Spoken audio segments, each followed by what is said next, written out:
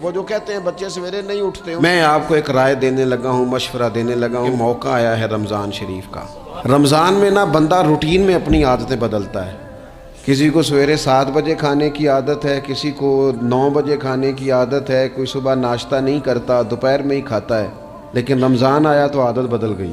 7 بجے والا بھی نہیں کھا رہا، 9 بجے والا بھی نہیں کھا رہا، دوپہر والا بھی نہیں کھا رہا، سارے سحری میں کھا رہے ہیں۔ عادت بدل گئی، بالکل طبیعت بدل گئی، روٹین چینج ہو گئی۔ کوئی اٹھ رہا تھا صبح فجر میں اللہ کی توفیق سے، اللہ تعالیٰ معاف فرمائے، تو کچھ ایسے بھی تھے جو 9-10 بجے اٹھ رہے تھے، کچھ الحمدللہ فجر پڑھ کے چلو کسی وجہ سے پھر سو گئے، 10-11 بجے اٹھ رہے تھے، روٹین بدلی ہوئی تھی۔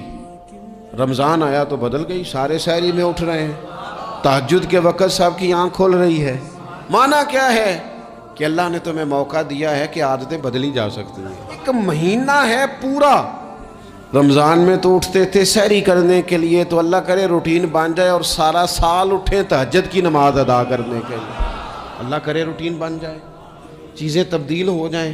وہ جو کہتے ہیں بچے سویرے نہیں اٹھتے، وہ روٹین بنا لیں، یہ موقع آیا ہے، ابھی سے ارادہ کر لیں۔